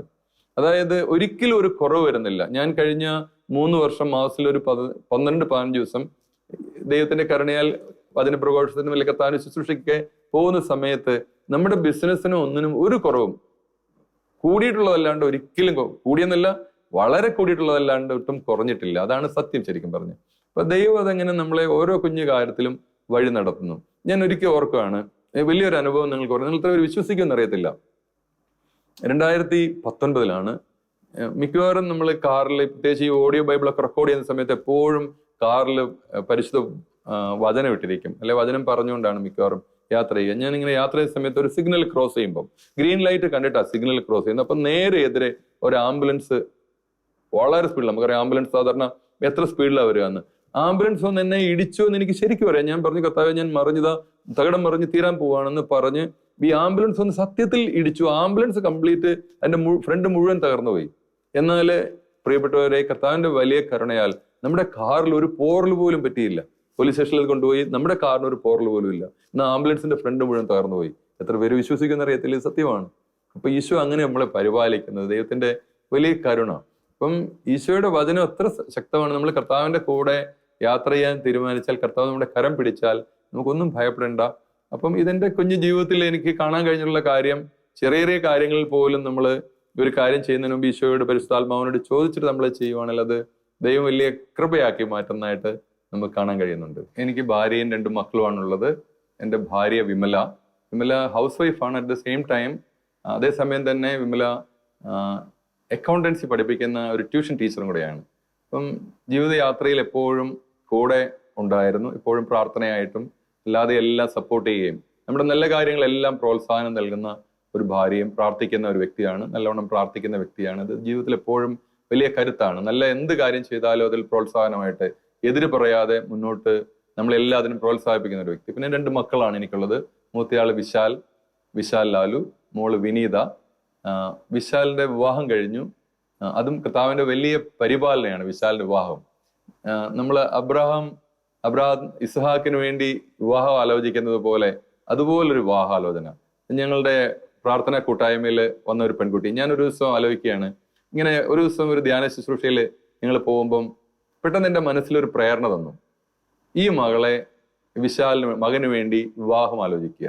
അപ്പൊ ഞാനത് പറഞ്ഞില്ല. ഞാൻ തിങ്കളാഴ്ച, ചൊവ്വാഴ്ച, ബുധനാഴ്ചയും ഉള്ളിൽ ഇങ്ങനെ വലിയ പ്രേരണ തന്നു. 5-6 മാസമായിട്ട് കാണുന്ന കുട്ടിയാണ്. ഉള്ളിലൊരു പ്രേരണ തന്നു, ഈ മകന് വേണ്ടി വിവാഹം ആലോചിക്കുക. ഞാനൊരു കാര്യം ചെയ്തു, മനസ്സിൽ വെച്ചു, ഈ കാര്യം ഞങ്ങളുടെ പ്രാർത്ഥനാ കൂട്ടായ്മയുടെ ലീഡറായ ബെന്നി ബ്രദറിന്റെ അടുത്തൊന്ന് പറയാം. ബെന്നി ബ്രദറിനോട് ചോദിച്ചിട്ട് എങ്ങനെയുണ്ടെന്ന് അന്വേഷിച്ചിട്ട് നമുക്ക് വിവാഹം ആലോചിക്കാം എന്നങ്ങനെ മനസ്സിൽ വിചാരിച്ചിട്ട് ഞാൻ ധ്യാന ശുശ്രൂഷയൊക്കെ കഴിഞ്ഞിട്ട് ബെന്നി ബ്രദറിന്റെ കാറിൽ കയറിയിട്ട് ഈ കാര്യം ചോദിക്കാൻ വേണ്ടിയിട്ടാണ്, ഈ കുട്ടിയെ കുറിച്ച് ചോദിക്കാൻ വേണ്ടി ഞാൻ ബെന്നി ബ്രദറിന്റെ കാറിൽ കയറി. ബെന്നി ബ്രദർ കാറിലിരിക്കുന്നു. ഞാൻ ഇടതുവശത്തെ ഡോർ തുറന്ന് ബെന്നി ബ്രദറിന്റെ കാറിൽ കയറി ഞാൻ പറഞ്ഞു, ബ്രദറെ എനിക്കൊരു കാര്യം ചോദിക്കാനുണ്ടെന്ന് പറഞ്ഞപ്പോൾ ബെന്നി ബ്രദർ പറഞ്ഞു, ഡോക്ടറെ നമുക്കൊരു കാര്യം ചെയ്താലോ, ആ നിൽക്കുന്ന ആ കുട്ടിയെ നമുക്ക് വിശാലിന് വേണ്ടി ആലോചിച്ചാലോ എന്ന്. ഞാൻ എന്താണ് കാര്യം എന്ന് ഞാൻ പറഞ്ഞില്ല. എനിക്കിങ്ങനെ മനസ്സിലുണ്ട് ഈ കാര്യം ബ്രദറിനോട് സംസാരിക്കണം, കാരണം ഞങ്ങളുടെ പ്രയർ ഗ്രൂപ്പിന്റെ ലീഡറാണ്. അപ്പം ഞാൻ ചോദിക്കുന്നതിന് മുമ്പ് തന്നെ ബെന്നി ബ്രദർ പറഞ്ഞു, ഡോക്ടറെ നമുക്ക് ഈ മകളെ നമ്മുടെ മകൻ വിശാലിന് വേണ്ടി ആലോചിച്ചാലോ. അപ്പൊ തന്നെ എനിക്കത് ഉറപ്പായി, കാരണം ദൈവം എത്രയാ ക്രമീകരിച്ചിരിക്കുന്നത്. ഞാൻ ചോദിക്കാതെ തന്നെ ആ മകനിലൂടെ കർത്താവ് വെളിപ്പെടുത്തി. അങ്ങനെ യാത്ര ചെയ്ത് പോകുന്ന സമയത്ത് തിരിച്ച് വരുമ്പോ ഞാൻ മകനോട് ചോദിച്ചു, എടാ ഇങ്ങനെ മനസ്സിൽ അപ്പയ്ക്ക് ഒരു ആഗ്രഹം വരുന്നു. അപ്പം മകൻ പറഞ്ഞു, അപ്പ ഇത് ഞാനിങ്ങനെ അപ്പയോട് ചോദിക്കാൻ വേണ്ടി ഇരിക്കുകയായിരുന്നു. അപ്പൊ ദൈവം അതെങ്ങനെയാ, ഓരോ കുഞ്ഞു കാര്യങ്ങൾ പോലും നമ്മുടെ കാര്യത്തില് ദൈവം ഇടപെടുന്നതാണ്. നമ്മൾ ഈശോയുടെ കൂടെ യാത്ര ചെയ്താൽ ദൈവം അതെല്ലാം വളരെ നന്നായി ക്രമീകരിക്കും. ഇത് സത്യമാണ്. എൻ്റെ മകള് കാനഡയിലാണ്. ടൊറന്റോയിൽ അവള് പഠനം കഴിഞ്ഞിട്ട് ഇപ്പോൾ ബാങ്കിൽ ജോലി ചെയ്യുന്നു. ദൈവത്തിന്റെ തിരുനാമം മഹത്വപ്പെടാനായിട്ട് എൻ്റെ ഈ ജീവിതയാത്രയിൽ എൻ്റെ കർത്താവ് എന്നെ വഴി നടത്തിയ വലിയ കൃപയുടെ വഴികൾ ഞാൻ ഓർക്കുകയാണ്. ഞാൻ വളരെ സാധാരണ ഒരു കുടുംബത്തിൽ ജനിച്ച് വളർന്ന ആളാണ്. വളരെ കഷ്ടപ്പെട്ടു വളർന്നു. എന്നെ പഠിപ്പിച്ച പ്രിയപ്പെട്ട വൈദികരുണ്ട്, സിസ്റ്റേഴ്സ് ഉണ്ട്. സാധാരണ സ്കൂളിൽ പഠിച്ചു. ഞാൻ ഓർക്കുകയാണ് 1-2 സംഭവങ്ങൾ ഓർക്കുന്നത്. ഞാൻ എൻ്റെ ഡിഗ്രി പഠനം കഴിഞ്ഞ ഉടനെ തന്നെ പ്രിയപ്പെട്ട CST അച്ഛന്മാരുടെ ഒരു സ്കൂളിൽ ഞാൻ പഠിപ്പിക്കാനായിട്ട് പഞ്ചാബിൽ പോയി. അവിടെ 2 വർഷം ഒരു ടീച്ചറായിട്ട് പഠിപ്പിച്ചു. ആ പഠിപ്പിച്ച കാലത്തിൽ അതെല്ലാം കർത്താവിൻ്റെ ഒരു വലിയ പരിപാലനയായിരുന്നു. കാരണം അവിടെ 2 വർഷം പഠിപ്പിച്ചു കഴിഞ്ഞപ്പം എങ്ങനെയാണ് ആളുകളോട് ഇടപെടേണ്ടത്, സംസാരിക്കേണ്ടതെല്ലാം കർത്താവിനെ അവിടെ പഠിപ്പിച്ചു. അതിനുശേഷം ഉടനെ തന്നെ ഒരു സമയമായപ്പോൾ കർത്താവിൻ്റെ ഉള്ളിലൊരു ബോധ്യം നിന്നു, ഇവിടെ നിർത്തുക, ഇവിടുന്ന് പോകുക എന്നിങ്ങനെ കാതിൽ മന്ത്രിക്കുന്നത് ഞാൻ കേൾക്കുന്നുണ്ടായിരുന്നു. അപ്പോൾ ഒരു 2 വർഷം കറക്റ്റ് ആയപ്പോഴത്തേക്ക് എൻ്റെ ഉള്ളിൽ നിന്ന് ഏതോ ഒരു ശബ്ദം എന്നോട് പറയുന്നു, ഇവിടെ നിർത്താൻ സമയമായി. അങ്ങനെ ഞാൻ തിരിച്ചു വന്നിട്ട് ഞാൻ ഓർക്കുന്നുണ്ട് 93 കാലഘട്ടങ്ങളിൽ, 1993 കാലഘട്ടത്തിലാണ് ഞാൻ ഒരു ഫോട്ടോഗ്രാഫറായിട്ട് ഇങ്ങനെ കല്യാണത്തിൻ്റെ ഒക്കെ വീഡിയോ ഒക്കെ എടുത്ത് ഫോട്ടോ ഒക്കെ എടുത്ത് നടന്ന് അങ്ങനെ ഉപജീവനം നടത്തിയൊരു കാലമുണ്ട്. അതിനുശേഷം എനിക്ക് ഉടനെ തന്നെ ഒരു ചെറിയ ജോലി 93-94 കാലഘട്ടങ്ങളിൽ യുറേക്ക ഫോബ്സ് എന്ന് പറയുന്ന വാക്യൂം ക്ലീനർ വിൽക്കുന്ന ഒരു കമ്പനിയിൽ ജോലി കിട്ടി. അതെല്ലാം വളരെ കഷ്ടം. അന്നത്തെ കാലത്ത് വണ്ടിയൊന്നുമില്ല, നമുക്ക് 2 വീലർ ഒന്നുമില്ല. അങ്ങനെ 2 വീലർ ഒന്നും ഇല്ലാതിരുന്ന കാലമാണ്. അപ്പൊ നമ്മൾ ഈ വാക്യൂം ക്ലീനർ എല്ലാം വീട് വീടാന്തരം ചുവന്നു കൊണ്ടുപോയി നമ്മളിങ്ങനെ, നമുക്കറിയാലോ ഇപ്പോഴാണ് വാക്യൂം ക്ലീനറൊക്കെ ഒത്തിരി പോപ്പുലർ. ആ സമയത്തൊന്നും അത്ര എല്ലാവർക്കും അത്ര പ്രചാരത്തിലായിട്ടുള്ള സാധനമല്ല. വീട് വീടാന്തരം ഇത് കൊണ്ടുനടന്ന് വിൽക്കണം. അന്നൊക്കെ നമുക്ക് വളരെ കഷ്ടപ്പാടാണ്. നമ്മൾ 8-10 കിലോമീറ്റർ ഒക്കെ ഈ വാക്യൂം ക്ലീനർ ചുവന്ന് നമ്മുടെ ഒന്ന് വിൽക്കണം. അപ്പൊ അതിലെ ഒരു സംഭവം ഞാൻ ഓർക്കുന്നത്, ഒരു ദിവസം ഞാൻ തിരുവനന്തപുരത്താണ് ജോലി ചെയ്തുകൊണ്ടിരുന്നത്. അപ്പോൾ ഒരു ദിവസം രാവിലെ അവിടെ നമ്മൾ രാവിലെ ഒരു 7 മണി 7:30 ആകുമ്പോഴത്തേക്കും നമ്മൾ വീടുകളിൽ പോയിട്ട് ഈ വാക്യൂം ക്ലീനർ വിൽക്കാനുള്ള ഡെമോൺസ്ട്രേഷൻ നടത്താനുള്ള അപ്പോയിന്റ്മെന്റ് എടുക്കണം. അങ്ങനെ അപ്പോയിന്റ്മെന്റ് എടുക്കുമ്പോൾ ഒരു ദിവസം രാവിലെ ഒരു 7-7:15 ആയപ്പം ഒരു വീട്ടിൽ പോയിട്ട് ഞാനിങ്ങനെ അപ്പോയിന്റ്മെന്റിന് വേണ്ടിയിട്ട് മുട്ടിയത് ഓർക്കുന്നുണ്ട്. മുട്ടിയ സമയത്ത് തന്നെ ആ വ്യക്തി, എനിക്ക് തോന്നുന്നു ഞാൻ മനസ്സിലാക്കിയത് അദ്ദേഹം അന്നത്തെ സമയത്ത് PSCയുടെ ഓഫീസിൽ ഉയർന്ന ഒരു ഉദ്യോഗസ്ഥനായിരുന്നു. അദ്ദേഹം വാതിൽ തുറന്ന് ഇറങ്ങി വന്നിട്ട് എൻ്റെ കഴുത്തിൽ പിടിച്ച് പുറത്തേക്ക് തന്നെ തള്ളിക്കൊണ്ടുപോയി ഞാൻ ഓർക്കുന്നുണ്ട്. അപ്പൊ എനിക്ക് ഭയങ്കര യുവത്വത്തിൽ, ആ ചെറിയ പ്രായത്തിൽ എനിക്ക് ഭയങ്കരമായിട്ട് ദേഷ്യം വന്നു, വല്ലാതെ ദേഷ്യം വന്നു. എത്ര ക്രൂരനായ മനുഷ്യനാണ്. ഒരു ചെറിയ പ്രായത്തിൽ ജോലിയുടെ കാര്യത്തിന് വേണ്ടി ചെല്ലുമ്പോൾ അദ്ദേഹം കുത്തിപ്പിടിച്ച് പുറത്തേക്ക് ഇങ്ങനെ തള്ളിക്കൊണ്ടുപോയത്. എനിക്ക് ശരിക്കും ദേഷ്യവും ആത്മരോഷവും വന്നു, ഇദ്ദേഹത്തെ ശരിക്കും ഒന്ന് അടിച്ചാലോ എന്നൊക്കെ ദേഷ്യം വന്നു. അപ്പൊ ഞാനൊരു തീരുമാനം എടുത്ത്, ഞാൻ വളരെ സങ്കടപ്പെട്ട് അന്ന് ജോലിക്ക് പോകാതെ ഞാൻ ഇങ്ങനെ റൂമിൽ പോയിരുന്ന് ഓർക്കുന്നുണ്ട്. പിറ്റേ ദിവസം ഞാൻ ഒരു തീരുമാനം എടുത്തു, എന്തായിരുന്നാലും ഇദ്ദേഹത്തെ ഒന്നും കൂടെ പോയി കാണും. ഇനി അദ്ദേഹം എന്നെ ദേഷ്യപ്പെടുകയോ എന്തെങ്കിലും ചെയ്ത് കഴിഞ്ഞാൽ അദ്ദേഹമായിട്ടൊരു പ്രശ്നം ഉണ്ടാക്കും. അങ്ങനെ ഞാൻ വിചാരിച്ച് പിറ്റേ ദിവസം രാവിലെ ഇതേ സമയത്ത് തന്നെ ഞാൻ ഇദ്ദേഹത്തിന്റെ വീട്ടിൽ ഈ ഡെമോൺസ്ട്രേഷൻ അപ്പോയിന്റ്മെന്റ് എടുക്കാൻ വേണ്ടി പോയത്. ധൈര്യമൊക്കെ സംഭരിച്ച് ഞാൻ പോയി. വന്നാല് ദേഷ്യപ്പെടട്ടെ, തല്ലിയാൽ തല്ലട്ടെ, അങ്ങനെയാണെന്ന് വിചാരിച്ച് ഞാനങ്ങ് പോയൊരു സംഭവം ഓർക്കുന്നുണ്ട്. അങ്ങനെ പോയി കഴിഞ്ഞിട്ട് ഞാൻ പിറ്റേ ദിവസം ചെല്ലുമ്പോൾ തീർച്ചയായിട്ടും തലേ ദിവസം എന്നെ ഇങ്ങനെ എന്നോട് ദേഷ്യപ്പെട്ട് മോശമായി പെരുമാറപ്പെട്ട ആൾക്ക് തീർച്ചയായിട്ടും മനസ്സിലുണ്ടാവില്ല. എന്നെ കണ്ടപ്പോൾ തന്നെ ഈ പിറ്റേ ദിവസം അദ്ദേഹം ഉടനെ തന്നെ ഡോറ് തുറന്ന് ഓടി വന്ന് എന്നെ കെട്ടിപ്പിടിച്ചിട്ട് അദ്ദേഹം എന്നോട് പറഞ്ഞു, മോനെ എനിക്ക് ഭയങ്കര സങ്കടമുണ്ട് നിന്നെ തലേ ദിവസം ഇങ്ങനെ ചെയ്തതിൽ. ഇന്നലെ തലേ ദിവസം ഞാൻ ആദ്യം ചെന്നപ്പം അദ്ദേഹത്തിന്റെ ഭാര്യയായിട്ട് വീട്ടിൽ ഭയങ്കര വഴക്കും ബഹളമായിരുന്നു. അദ്ദേഹത്തിന് ഒട്ടും ഉറങ്ങാൻ കഴിഞ്ഞില്ല, ഭയങ്കര അസ്വസ്ഥമായിരുന്നു. അതിന്റെ ദേഷ്യമെല്ലാം, വൈഫിനോടുള്ള ദേഷ്യമെല്ലാം നിന്നോട് തീർത്താണ് എന്ന് പറഞ്ഞു. അങ്ങനെ അദ്ദേഹം എന്നെ വളരെ സ്നേഹപൂർവ്വം പെരുമാറി. അങ്ങനെ അത് ഞാൻ ആ ഒരു സംഭവം ഇപ്പോൾ ഓർക്കുക. കാരണം വെച്ചാൽ അദ്ദേഹം വളരെ സ്നേഹപൂർവ്വം പെരുമാറി. ഞാൻ ഉദ്ദേശിച്ച ബിസിനസ് അവിടെ നടന്നു. പക്ഷെ അതിനേക്കാൾ ഉപരിയായിട്ട് ഞാൻ മനസ്സിലാക്കിയത്, പലപ്പോഴും നമ്മൾ ആളുകൾക്കെതിരെ വിധി എഴുതുമ്പം ഇങ്ങനെയുള്ള അവരുടെ പിന്നിലുള്ള പ്രശ്നങ്ങൾ പലപ്പോഴും നമ്മൾ ഓർക്കാറില്ല. ഇതാണ് സത്യം. അപ്പം ഇതെല്ലാം ജീവിതത്തിലെ വലിയ ഇതുപോലത്തെ അനേക അനുഭവങ്ങൾ ഞാൻ ഓർക്കുന്നുണ്ട്. അന്നത്തെ കാലത്തൊക്കെ നമുക്ക് സ്വന്തമായിട്ട് വാഹനമില്ല. അപ്പൊ രാത്രിയിലൊക്കെ ആയിരിക്കും ജോലി കഴിഞ്ഞിട്ട് ഈ വാക്യൂം ക്ലീനർ എല്ലാം ചുവന്ന് 10-12 കിലോമീറ്റർ ഒക്കെ നടക്കുന്ന ഓർക്കുന്നുണ്ട്. പക്ഷെ അങ്ങനെയല്ല, ഈ കാലങ്ങളിലെല്ലാം ദൈവം നമ്മളെ വഴി നടത്തി. അതിനുശേഷം പിന്നെ നല്ലൊരു കമ്പനിയിൽ, ജോൺസൺ ജോൺസൺ എന്ന് പറയുന്ന വലിയൊരു കമ്പനിയിൽ സർജിക്കൽ ഫീൽഡിൽ ജോലി കിട്ടി. അവിടുന്ന് ദൈവം നല്ലവണ്ണം വളർത്തി എന്ന് പറഞ്ഞാൽ അങ്ങനെയാണ് സർജറി ഫീൽഡിലേക്ക് വന്നത്. സർജിക്കൽ സ്പെഷ്യലിസ്റ്റ് ആയിട്ട് ജോയിൻ ചെയ്തു. അങ്ങനെ ഒരു ഏതാണ്ട് 8 വർഷം കൊണ്ട് 13 പ്രൊമോഷൻ ദൈവം തന്നു. അങ്ങനെ 10-40ഓളം രാജ്യങ്ങളിൽ യാത്ര ചെയ്യാനും അവിടെയെല്ലാം പോയി ട്രെയിനിങ് കിട്ടാനും മെഡിക്കൽ ഫീൽഡിൽ കൂടുതൽ കാര്യങ്ങൾ പഠിക്കാനും അനേകം ഡോക്ടേഴ്സിന് ഇന്ത്യക്ക് പുറത്തു കൊണ്ടുപോയി ട്രെയിനിങ് കൊടുക്കാനും ഒക്കെ സാധിച്ചു. അതാണ് അങ്ങനെ മെഡിക്കൽ ഗൈനക്കോളജി ഫീൽഡിലേക്ക് വരാനുള്ള ബാക്ക്ഗ്രൗണ്ട് അതാണ്. ആ ബാക്ക്ഗ്രൗണ്ടിൽ നിന്നാണ് ഈശോ ഓരോ കാര്യങ്ങളും പറഞ്ഞു തന്ന് നമുക്കിങ്ങനെ ഈശോ അങ്ങനെ വളർത്തി ഇങ്ങനെ ഈ കാര്യങ്ങളെല്ലാം ചെയ്തത്. ഞാൻ എൻ്റെ MBA ചെയ്തത് ഫിലിപ്പൈൻസിൽ നിന്നാണ്. ഏഷ്യൻ ഇൻസ്റ്റിറ്റ്യൂട്ട് ഓഫ് മാനേജ്മെന്റിൽ നിന്നാണ് ഞാൻ മാസ്റ്റർ ഇൻ മാനേജ്മെന്റിൽ MBA ചെയ്തു. ദൈവത്തിന്റെ വലിയ കരുണയാൽ ഫിലിപ്പൈൻസിൽ നിന്നാണ് ചെയ്തത്. ഞാൻ ജോലി ചെയ്തിരുന്ന കമ്പനി തന്നെ എൻ്റെ പെർഫോമൻസിൽ നല്ല പെർഫോമൻസ് ആയിരുന്നു. കാരണം കമ്പനി തന്നെയാണ് ഫുൾ സ്പോൺസർ ചെയ്ത് വിത്ത് സാലറി എല്ലാം തന്ന് അവിടെ വിട്ട് MBA ചെയ്തു. ദൈവത്തിന്റെ വലിയ കരുണയാണ്.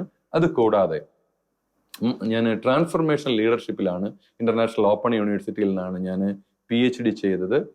അത് വലിയ ദൈവത്തിന്റെ വലിയ കരുണയായി. കൂടാതെ ഒരു കാര്യം കൂടെ പറയാൻ ആഗ്രഹിക്കുന്നത്, ഫിലിപ്പൈൻസിലായിരുന്ന സമയത്ത് good neighbours of the helpless international എന്ന് പറയുന്ന ഒരു ചാരിറ്റബിൾ ഓർഗനൈസേഷൻ അവിടെ വെച്ച് തുടങ്ങാനായിട്ട് ദൈവം വലിയ കൃപ തന്നു. അവിടുത്തെ അന്നത്തെ ബിഷപ്പായിരുന്ന ബിഷപ്പ് ഫെഡറിക്കോയാണ് അതിന്റെ ആത്മീയ നേതൃത്വത്തിലുള്ളത്. അങ്ങനെ അവിടെ വെച്ച് അങ്ങനെ ഒരു ചാരിറ്റബിൾ ഓർഗനൈസേഷൻ തുടങ്ങാനായിട്ട്, അതായത് മറ്റാരും അറിയാതെ സഹായം അറിയിക്കുന്നവരെ സഹായിക്കുക. ഈ ഒരു മെസ്സേജ് പോപ്പുലാരിറ്റിക്കോ പബ്ലിസിറ്റിക്കോ വേണ്ടിയല്ല. നിന്റെ വലത് കൈ ചെയ്യുന്നത് ഇടത് കൈ അറിയാതിരിക്കട്ടെ എന്ന ഈശോയുടെ ആ വാക്കിനെ ഓർത്ത് ആരും അറിയാതെ നമ്മളെ കൊണ്ടാവുന്ന നല്ല സഹായങ്ങൾ നമ്മൾ സഹായം അറിയിക്കുന്നവർക്ക് ചെയ്യുക എന്നുള്ള ആ വലിയ ഒരു ആശയത്തിൽ തുടങ്ങിയതാണ് good neighbours of the helpless international. അങ്ങനെ തുടങ്ങാൻ അത് ദൈവം കൃപയായി. അങ്ങനെ ഈശോ ഓരോ കാര്യത്തിലും വഴി നടത്തുന്നു. അപ്പം എനിക്കറിയാം, നമ്മൾ കർത്താവിന്റെ കൂടെയാണ് യാത്ര ചെയ്യുന്നതെങ്കിൽ, ഈശോയുടെ കൂടെ ആണെങ്കിൽ നമ്മൾ ഹീറോയാണ്. ഈ ലോകത്തിൽ ഒന്നും നമുക്കില്ലെങ്കിലും ഈശോയെ നമ്മൾ സ്വന്തമാക്കിയാൽ നമ്മൾ ഹീറോയാണ്. മറ്റെന്തെല്ലാം നമുക്കുണ്ടെങ്കിലും ഈശോ ഇല്ലെങ്കിൽ നമ്മൾ സീറോയാണ്. അപ്പൊ എനിക്ക് പറയാനുള്ളത്, ഈ ജീവിതയാത്രയിൽ നമുക്ക് എല്ലാവർക്കും ജീവിതത്തിൽ വിജയം നേടണം, വലിയ ആളാവണം, ഉയരണം, പേരെടുക്കണം എന്നൊക്കെ ആഗ്രഹമുണ്ട്. ഈ പേരും പ്രശസ്തി എല്ലാം തരാൻ നമ്മുടെ കർത്താവ് മതിയായവനാണ്. ഈശോയുടെ കൂടെ യാത്ര ചെയ്താൽ നമ്മൾ റിയലി ഹീറോയാണ്. ഈശോ സ്വന്തമാക്കിയവനാണ് ഹീറോ. ഈശോയെ സ്വന്തമാക്കിയവൻ എന്തൊക്കെയുണ്ടെങ്കിലും വലിയ ശൂന്യത അനുഭവിക്കുന്നവനാണ് അവൻ സീറോയാണ്. ഓരോ ചെറിയ ചെറിയ കണ്ടുപിടുത്തങ്ങളും മനുഷ്യന്റെ ദൃഷ്ടിയിൽ അത് വലിയ കണ്ടുപിടുത്തങ്ങളെന്ന് മനുഷ്യൻ ഗണിച്ചാലും മാനിച്ചാലും ദൈവം എല്ലാം അറിയുന്നുണ്ട്. അതാണ് 139 സങ്കീർത്തനത്തിൽ നമ്മൾ കാണുന്നത്. എല്ലാം കാണുന്ന ദൈവത്തെക്കുറിച്ചാണ്. ഒരു വാക്ക് നീ പറയുന്നതിന് മുമ്പ് ദൈവം അറിയുന്നു. ഒരു ചിന്ത നിന്റെ മനസ്സിൽ ഉണ്ടാകുന്നതിന് മുമ്പ് ദൈവം അറിയുന്നു. നീ ഇരിക്കുന്നതും എഴുന്നേൽക്കുന്നതും കിടക്കുന്നതും ദൈവം അറിയുന്നു. അപ്പം ദൈവം അറിയാതെ ഒന്നും ആർക്കും ചെയ്യാൻ സാധിക്കത്തില്ല. അത് പ്രത്യേകിച്ച് നമുക്ക് ഈശോ പറഞ്ഞിട്ടുണ്ട് യോഹന്നാന്റെ സുവിശേഷം 15:5 നമ്മൾ വായിക്കുന്നുണ്ട്, എന്നെ കൂടാതെ നിങ്ങൾക്ക് ഒന്നും ചെയ്യാൻ സാധ്യമല്ലെന്ന്. അപ്പൊ എല്ലാ നന്മകളുടെയും കേന്ദ്രവും ഉറവിടവും ഈശോയാണ്. ഒരു ദിവസം ഞാനിങ്ങനെ പ്രാർത്ഥിച്ചുകൊണ്ടിരുന്നപ്പോൾ എനിക്ക് കർത്താവ് തന്നൊരു വലിയ പ്രേരണ, ഒരു ചോദ്യം എൻ്റെ മനസ്സിലേക്ക് വന്നു. ചോദ്യം ഇതായിരുന്നു. ഈശോ എന്നോട് ചോദിച്ചു, ഒരു ഗോതമ്പ് മണി നമ്മുടെ കയ്യിൽ തന്നിട്ട് അതിൽ എത്ര ഗോതമ്പുണ്ടെന്ന് നമ്മളോട് ചോദിച്ചാൽ നമ്മുടെ സാധാരണ എല്ലാവരുടെയും ഉത്തരം ഒരു ഗോതമ്പ് മണിയിൽ ഒരു ഗോതമ്പുണ്ടെന്നാണ്. എന്നാൽ ഈശോ എന്നോട് അതിനെക്കുറിച്ച് ഒന്നുകൂടെ ധ്യാനിക്കാൻ പറഞ്ഞപ്പം നമ്മൾ അതിനെക്കുറിച്ച് ധ്യാനിച്ചപ്പം മനസ്സിലായത്, ഒരു ഗോതമ്പ് മണി നമുക്കറിയാം, നിലത്തിട്ട് അതിന് വെള്ളം ഒഴിച്ചു കൊടുത്തു കഴിഞ്ഞാൽ ആ ഗോതമ്പ് അത് അഴുകി അത് വളർന്ന് ചെടിയാവും. ആ ചെടിയിൽ അനേകം ഗോതമ്പ് മണികൾ ഉണ്ടാവും. അതിൽ നിന്ന് വീണ്ടും അനേകം ഗോതമ്പ് മണികൾ ഉണ്ടാവും. അപ്പൊ നമുക്കൊരു കാര്യം അറിയാം, ഒരു ഗോതമ്പ് മണിയിൽ തന്നെ അനന്തകോടി ഗോതമ്പിനെ ഒളിപ്പിച്ചിരിക്കുന്നവനാണ് നമ്മുടെ ഈശോ. ഒരു അരിമണിയിൽ എത്ര അരി ഉണ്ടെന്ന് ചോദിച്ചാൽ അനന്തകോടി അരിമണിയുണ്ട്. ഒരു ചക്കക്കുരുവിൽ എത്ര ചക്കയുണ്ടെന്ന് ചോദിച്ചാൽ അനന്തകോടിയാണ്. അങ്ങനെ ഒരു മനുഷ്യനിൽ എത്ര മനുഷ്യനുണ്ടെന്ന് ചോദിച്ചാൽ അനന്തകോടി മനുഷ്യനെ ഒരു മനുഷ്യനിൽ ആദ്യ പിതാവായ ആദത്തെ സൃഷ്ടിച്ചപ്പോൾ നമ്മളെ എല്ലാവരെയും സൃഷ്ടിച്ചു കർത്താവ്. ഒരു മനുഷ്യനിൽ അനന്തകോടി മനുഷ്യനെ ഒളിപ്പിച്ചിരിക്കുന്നതാണ്. അപ്പം ഏറ്റവും വലിയ ശാസ്ത്രജ്ഞൻ, ഏറ്റവും വലിയ കണ്ടുപിടുത്തം നടത്തുന്നത് ആരാന്ന് ചോദിച്ചാൽ അത് യേശു ക്രിസ്തുവാണ്, ഈശോ തന്നെയാണ്. പിതാവിന്റെ പരിശുദ്ധ വചനമാണ്. അപ്പൊ അതുകൊണ്ട് അപ്പം ഞാൻ പലപ്പോഴും ആലോചിക്കാറുണ്ട്, നമ്മള് ചെറിയ ചെറിയ കുഞ്ഞു കണ്ടുപിടുത്തങ്ങൾ അല്ലെങ്കിൽ കുഞ്ഞു ഇൻവെൻഷൻ എല്ലാം നമുക്ക് ലോകം മാനിക്കുന്നു, പല അവാർഡ് കിട്ടുന്നു, അല്ലെങ്കിൽ എനിക്കെന്നല്ല, എല്ലാവർക്കും വലിയ വലിയ അത് ഒത്തിരി നല്ലത് തന്നെ. അതാണല്ലോ നമ്മൾ പ്രഭാഷന്റെ പുസ്തകം 38:6 കണ്ടത്. മനുഷ്യരുടെ അത്ഭുത പ്രവർത്തികളിൽ മഹത്വപ്പെടാൻ ദൈവം മനുഷ്യന് സിദ്ധികൾ നൽകുന്നു. അപ്പൊ എല്ലാം മഹത്വം എപ്പോഴും ദൈവം മഹത്വപ്പെടാൻ വേണ്ടിയിട്ടാണ്. എന്നാൽ ആ ദൈവമഹത്വത്തിനൊപ്പം നമ്മൾ മഹത്വപ്പെടുന്നു. അപ്പം ശാസ്ത്രം എത്ര വളർന്നെന്ന് പറഞ്ഞാലും ഒരിക്കലും അത് മനുഷ്യന്റെ ഈ ചെറിയ തേങ്ങ പോലുള്ള തലയിൽ എന്തൊതുങ്ങാൻ ദൈവത്തെ നമുക്ക് ഒരിക്കലും അളക്കാനാവില്ലല്ലോ. അത് നമ്മൾ പ്രത്യേകിച്ച് യേശയ്യാ പ്രവാചകന്റെ പുസ്തകം 55-ാം അധ്യായത്തിൽ നമ്മൾ കാണുന്നുണ്ട്. നിങ്ങളുടെ ചിന്ത എന്റെ ചിന്ത പോലെയല്ല, അല്ലെ ദൈവം പറയാണ്, എന്റെ ചിന്ത നിങ്ങളെ പോലെയല്ല. ആകാശം ഭൂമിയിൽ എത്രമാത്രം ഉയർന്നിരിക്കുന്നു അങ്ങനെയാണ് ദൈവത്തിന്റെ ചിന്ത മനുഷ്യരുടെ ചിന്തകളിൽ നിന്ന്. അപ്പം ദൈവം അത്രയും ഉന്നതനാണ്. അപ്പം നമ്മൾ ദൈവത്തിൽ ആശ്രയിക്കുമ്പോഴാണ് നമുക്ക് എല്ലാം ചെയ്യാൻ പറ്റുക. കാരണം ഏറ്റവും വലിയ scientist Jesus Christ is the greatest scientist. അവനാണ് ഏറ്റവും വലിയ ശാസ്ത്രജ്ഞൻ. കർത്താവിന്റെ കരുണയാല് ഈശോ എന്നിലൂടെ കണ്ടുപിടിച്ചതായ ഡിവൈസുകൾ, ഒന്ന് സേഫ്റ്റി ഐസൊലേഷൻ ബാഗ് എന്ന് പറയും. അത് നമ്മൾ ഇൻ ബാഗ് മോഡുലേഷൻ ഉപയോഗിക്കുന്ന ഡിവൈസാണ്. അതിന്റെ ട്രേഡ് മാർക്ക് നെയിം ന്യൂമോസാക്ക് എന്ന് പറയും. പിന്നെ improved reusable universal tissue modulation system. അതിങ്ങനെ കീ ഹോളിലൂടെ ഇങ്ങനെ ഗർഭപാത്രവും അത് സംബന്ധിച്ച മുഴകളെല്ലാം എടുത്തു മാറ്റാൻ ഉപയോഗിക്കുന്ന ഡിവൈസ് ആണ്. പിന്നെ നമുക്കുള്ളത് ഷീ ക്യാൻ എന്നുള്ള പേരിൽ അറിയപ്പെടുന്ന multi purpose vaginal occlusion and distension device. നമുക്കറിയാം, ഒരു 35 വയസ്സ് കഴിഞ്ഞ സ്ത്രീകളിൽ വളരെ സാധാരണമായിട്ട് ഒരു 5 സ്ത്രീ എടുത്ത ഒരാളിൽ കാണുന്ന ഒരു രോഗമാണ് തുമ്മുമ്പോഴും ചുമയ്ക്കുമ്പോഴും കുനിയുമ്പോഴും അല്ലെങ്കിൽ ഇത്തിരി ഭാരപ്പെട്ട എന്തെങ്കിലും ഭാരം എടുക്കുമ്പോഴത്തേക്ക് അറിയാതെ മൂത്രം പോകുന്ന രോഗം. അത് വലിയൊരു നാണക്കേണ്ടാവുന്ന രോഗമാണ്. നമ്മളൊരു ഫംഗ്ഷനൊക്കെ ഇടയ്ക്ക് അറിയാണ്ട് മൂത്രം പോവുക. അങ്ങനെയൊക്കെ ഒരു സാഹചര്യം വരുമ്പം അതിനുള്ള ചികിത്സാ രീതി എന്ന് പറയുന്നത് ഒന്നൊരു സർജിക്കൽ ടെക്നീക്കാണ്. ഒരു ടേപ്പ് മാതിരിയുള്ള ഒരു യൂറിത്രയുടെ താഴെ വെച്ച് പിടിപ്പിക്കും. സർജറി, അത് കോംപ്ലിക്കേഷൻ ഉള്ള ഒരു പ്രൊസീജിയറാണ്. ചിലപ്പോൾ അത് പഴുപ്പൊക്കെ ഉണ്ടായി ഇൻഫെക്ഷൻ ഒക്കെ ഉണ്ടായിട്ട് അത് ബുദ്ധിമുട്ടുണ്ടാവാം. അല്ലെങ്കിൽ ആ വെക്കുന്ന ടേപ്പ് ചിലപ്പം ബോഡിയിൽ അഡ്ജസ്റ്റ് ആയില്ലെങ്കിൽ അത് റിജക്റ്റ് ആവാം. അങ്ങനെയുള്ള കാര്യങ്ങളൊക്കെ ഉണ്ട്. അല്ലെങ്കിൽ അതിനുള്ള എക്സസൈസ് ഒക്കെ, അത് ബുദ്ധിമുട്ടുള്ള ഒരു വലിയ രോഗമാണ്. അതിനുവേണ്ടി കർത്താവിന്റെ കരുണയാൽ ഡെവലപ്പ് ചെയ്ത പേറ്റന്റ് ഫയൽ ചെയ്തിട്ടുള്ള ഒരു ഡിവൈസാണ് multi purpose vaginal occlusion and distension device. അത് ലോകത്തെല്ലായിടത്തും ഒരു 5-ൽ 1 സ്ത്രീ അനുഭവിക്കുന്ന ഒരു പ്രോബ്ലമാണ്. അതിന്റെ ട്രേഡ് മാർക്ക് നെയിം ഉള്ളത് ഷീ ക്യാൻ എന്നാണ്. അതിന്റെ വികസനവും കാര്യങ്ങളും എല്ലാം നടന്നുകൊണ്ടിരിക്കുന്നു. കർത്താവ് അനുഗ്രഹിച്ചാൽ വലിയ താമസമില്ലാതെ ഏതാനും വർഷങ്ങൾക്കുള്ളിൽ അത് മാർക്കറ്റിൽ ഇറക്കാൻ കഴിയുമെന്ന് വിചാരിക്കുന്നു. അതുപോലെ തന്നെ നമുക്കറിയാം, ഒത്തിരി പ്രായമായ അമ്മച്ചിമാരോ അപ്പച്ചമാരോ ഒക്കെ അറിയാണ്ട് മലവിസർജനം നടത്തുന്നുണ്ട്. അതിനും ഇങ്ങനെയുള്ള ഈ ഡിവൈസിന്റെ ഒരു വേറൊരു വേർഷൻ ഉപയോഗിക്കാൻ കഴിയും. അതുപോലെ തന്നെ നമുക്കറിയാം, ഒത്തിരി അമിത രക്തസ്രാവമൊക്കെ ഉണ്ടാകുമ്പം അത് അളന്ന് അതിന്റെ ക്രമീകരിക്കാനൊക്കെ കഴിയുന്നതാണ് ഈ ഡിവൈസ്. അപ്പം അതതിന്റെ പേറ്റന്റിന്റെ സ്റ്റേജിലും മറ്റും ആയതുകൊണ്ടാണ് കൂടുതൽ വിശദമായിട്ട് അതിനെക്കുറിച്ച് പറയാത്തത്. അതുപോലെ തന്നെ നമുക്കറിയാം, ഈ IV ഫ്ലൂയിഡ് അല്ല, പ്രത്യേകിച്ച് ഹിസ്റ്ററോസ്കോപ്പി ഒക്കെ ചെയ്യുന്ന സമയത്ത് ഒത്തിരി ഫ്ലൂയിഡ് ഉള്ളിൽ പോയിട്ട് അതിനുള്ള കാഷ്വാലിറ്റിയും മറ്റു പ്രശ്നങ്ങളൊക്കെ ഉണ്ടാകാനുള്ള സാധ്യതയുണ്ട്. അതിനുവേണ്ടി ഡെവലപ്പ് ചെയ്യുന്ന ഒരു ഹിസ്റ്റോസ്കോപ്പിക് നമ്മുടെ എയർ എംബോളിസം പ്രിവെന്റ് ചെയ്യാനുള്ള ഒരു ഡിവൈസ്, അതാണ് മറ്റൊരു ഇൻവെൻഷൻ. അങ്ങനെ മറ്റു പല കാര്യങ്ങളെല്ലാം കർത്താവ് ചെയ്തുകൊണ്ടിരിക്കുന്നു.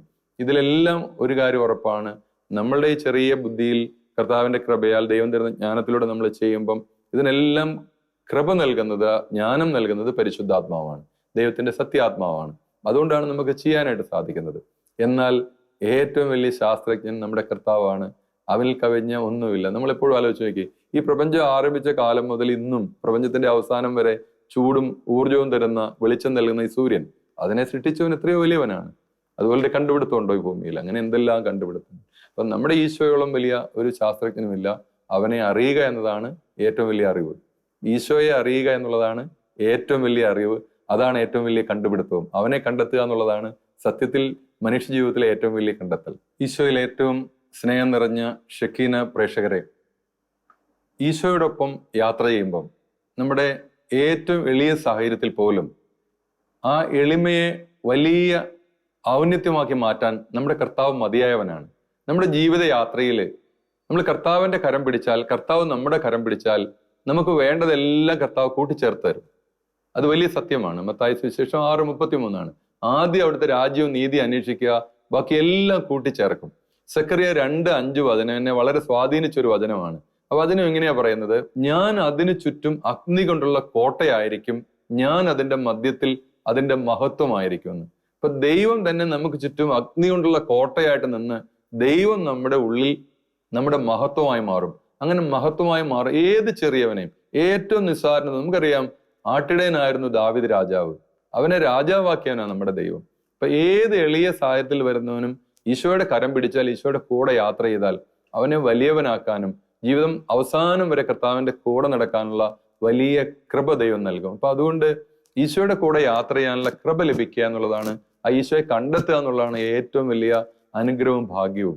അപ്പൊ അതുകൊണ്ട് എൻ്റെ ഈ ചെറിയ സന്ദേശം കേൾക്കുന്ന ഷെക്കീന TV പ്രേക്ഷകരോട് എല്ലാവരോടും പറയാനുള്ളത്, നമ്മുടെ ഈശോ നമ്മുടെ ഏത് കാര്യങ്ങൾക്കും മതിയായവനാണ്. അവന്റെ കരം പിടിച്ചാൽ, അവൻ നമ്മുടെ കരം പിടിച്ചാൽ ദൈവം ഒരിക്കലും നമ്മളെ നിരാശരാവാൻ അനുവദിക്കുകയില്ല.